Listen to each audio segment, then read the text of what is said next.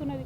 ముఖ్యమంత్రి గారు ఇంత అలుసుగా ఉంటున్నారు మహిళలను ఏమన్నా కూడా. కాబట్టి ఇక సాధారణ మహిళల పరిస్థితి ఏందండి? ఓ పదవిలో ఉన్న ఎమ్మెల్సీకే ఇటువంటి గతి ఉంటే ఈ రాష్ట్రంలో సాధారణ మహిళల పరిస్థితి ఏంటి చెప్పండి? ముఖ్యమంత్రి గారు చర్యలు తీసుకోవాలి. ఆయన తీన్మర్మల్లకి ఏం సంబంధం? ఆయనను ఏమన్నా నేను అసలు ఎప్పుడు ఏమనలేదు. నేను ఇన్ని 1.5 years నుండి బీసీల కోసం కూడా ఒక్క సెకండ్ కూడా నేను ఆయన గురించి మాట్లాడలేదు. ఆయన ఎందుకు నా గురించి మాట్లాడాలి? First point.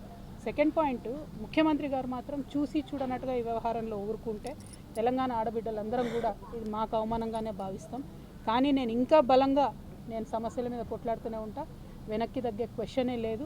మిమ్మల్ని మాత్రం నేను ఇవాళ కోరేది ఒకటే, ఆడబిడ్డల్ని గౌరవించడం నేర్చుకోండి. ఇలా బోనాలు, మాంకాలమ్మ బోనాలు పొద్దున్న లేచి నేను బోనాలకు పోయేది ఉండే, అది బంద్ పెట్టుకొని ఇదే దుకాణం నడుస్తుంది పొద్దున్న. ఎందుకు ఇవన్నీ? నేను ఒకటేనండి, ప్రజా సమస్యలు ఎవరన్నా మాట్లాడవచ్చు, ఎవరన్నా ప్రజా సమస్యలు మాట్లాడవచ్చు. తెలంగాణ జాగృతి అనేక ఉద్యమాలు చేసింది, అందులో బీసీ ఉద్యమం ఒకటి. మా సంస్థకున్న నిబద్ధత ఏంటంటే మేము ఏదైనా అంశం ఎత్తుకుంటే అది సాల్వ్ అయ్యేదాకా దించం. మహిళా బిల్లు ఎత్తుకున్నా దించలేదు, ఏ అంశమైనా సాల్వ్ అయ్యేదాకా దించం. అంబేద్కర్ విగ్రహం అయినా కానీ ఏదైనా కూడా ఇష్యూ సాల్వ్ అయ్యే వరకు దించం. బీసీ ఉద్యమం కూడా అంతే, ఇష్యూ సాల్వ్ అయ్యే వరకు దించే ప్రసక్తే లేదు.